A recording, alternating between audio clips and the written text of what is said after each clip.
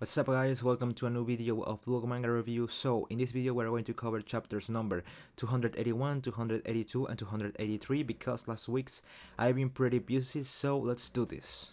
Okay, so we start chapter number 281 with an explanation of how evolution works by Ego. He is explaining to Rin that evolution is when the product of a pair of organisms combines their DNA, and sometimes this child is given a copy with an error, but this is well known by everyone I guess, and sometimes this error can be the origin of an interesting trait, like speed, height, etc. And sometimes this trait can be a unique ability that can shape a significant difference. This trait can mark such a difference that it creates something new, a new species, and this is the formula of evolution. Then Rin he talked a little bit more about this, and then Rin asked Ego what it has to do with football. Ego says that his theory about this is that it's pretty much the same as it is with football. There are people that have unique abilities, and some of these abilities can change the world, and the ones with those abilities are called geniuses. But there are also those who need to understand how this works, like the one who need to understand how to be geniuses. So then, being a genius becomes the standard. They are singularity points and they mark the standard. And then, the talented learners understand how to counter them by analyzing them. And this is how the talented learners become great, by analyzing data and countering the geniuses. So basically here what Ego is saying is that a talented learner, by analyzing everything, can make his own path and become the greatest. So the geniuses and the talented learners share the same stage, no one is on top of the other. And then we go back to the match. Ikaguri kicks the ball and passes it to Noah. We come back to the view of Isagi, and he's thinking about how he can make a spot for himself in the field because there are too many geniuses, and he can't imagine how to win that place. And here is when Isagi actually learns that he might be a talented learner. All his way to the top has always been like this. He's been making new weapons by learning on the way. He's been literally like Kirby, devouring abilities and making them his own. So he's got it. He's not a genius, but more like a second-rate talented learner. So Isagi thinking the same thing Ego said before to Rin. They're kind of connected or something like that, I guess. But Isagi is still not believing in himself. I mean, not being a genius makes him unfit to pass the ball to. There are too many good options, so he thinks he has to steal that moment. And when Isagi was thinking about that, Lucky appears, literally at the speed of light, and steals the ball from Noah. At this moment, Isagi was literally about to come to the conclusion that there might be a talent wall after all, but then Kaiser appears at his side, literally insulting God and screaming out loud, "Why are you so unfair?" And Isagi thinks to himself, "Why are you so angry? You're literally a genius, not like me. I am a talented learner only." But then he says he understands that maybe Kaiser is not a genius. Maybe Kaiser is a talented learner just as he is. And this is kind of cool, I guess. I get there are too many talented learners out there, but we are dealing with understanding this new concept of not being a genius.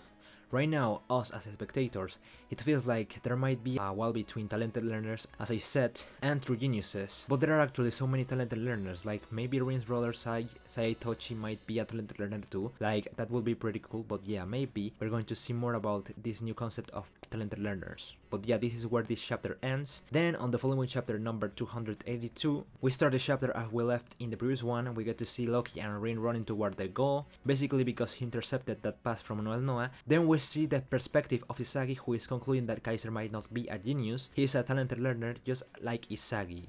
He follows that by saying that all of Kaiser's actions have been followed by some logic, like his unique weapon was something unique that he had to work on. It's not like he was born with it, he's not super fast, not does he have super strength, but he's the type of guy that makes a plan and goes along with them.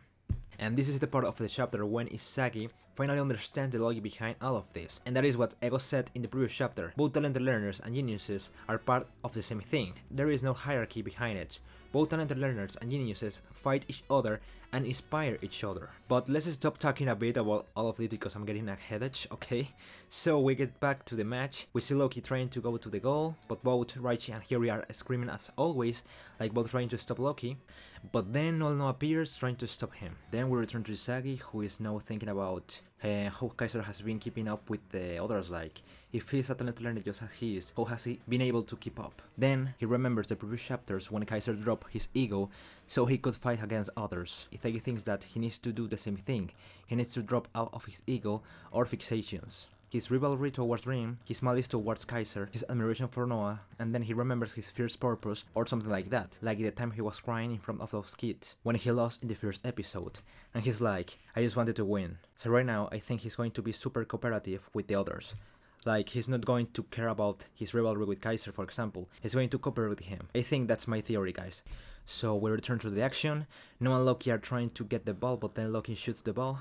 The ball passes Hiyori and Araichi and reaches Rin. Now he has the ball, Ikagori tries to make a fall again, but Rin reads his movements and is able to pass him. Know that Rin has the ball now, and the Buster Munchkin is in trouble. And there are two defenders who are easily passed by Rin. Rin is like fully under this monster mask, and at the end of the tunnel we get to see the new form of Isagi, and Isagi who has dropped all of his ego. So I believe this is a new form of Isagi, one who literally just wants to win this match. And then we get to see a few more panels of this new face-off between Rin and Isagi. So yeah, this is pretty much it. This is how chapter number 282 ends. Let's go with the next one. Okay, so we start with chapter number 283. We start this new chapter is how we left off in the previous one. Rachel is screaming, Kaiser can't believe what's going on, and the duel between Isagi and Rin keeps going on. Rin right now is being pressed by two defenders, but he passes them easily. Then Isagi is between him and the goal. The standoff begins. Loki and Noah are watching this like there is nothing they can do. So then we get to see a few more panels of the duel between Isagi and Rin. Rin is more like a monster, and Isagi is more like a puzzle-solving thing. And at this moment, it seems like Isagi is going to block Rin, but then Rin shoots the ball anyway in his monster form. And he thinks he's got it, but then Isagi says to him that he was just a pawn in this face-to-face. This was all part of Isagi's plan to block Rin. The ball is going to the goal, but Kaiser blocks the shot. This is the Kaiser and Isagi's chemical reaction. But even though Kaiser touched that shot, it was not enough.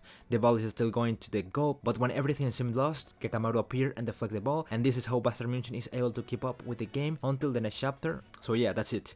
This was all of the chapters I missed to do. In my opinion, the chapters are great. I kind of like the chemical reaction between Kaiser and Isagi, even though they were like enemies. No, it seems like they are some kind of frenemies. I believe. I don't like that word, but that's okay. So you guys need to tell me what do you think about these new chapters, because it's really interesting how they're introducing this new concept of talented learner. Like, I hope in the future Isagi can do something about not being able to depend on someone else. It would be pretty cool to see Isagi be able to be fully independent. Like, I don't know, maybe having a great weapon or something like that. Or maybe Isagi gives up being a striker and then becomes a midfielder. But anyway, that was all for these new chapters. So please comment, give a like, subscribe, and see you in the next one. Bye.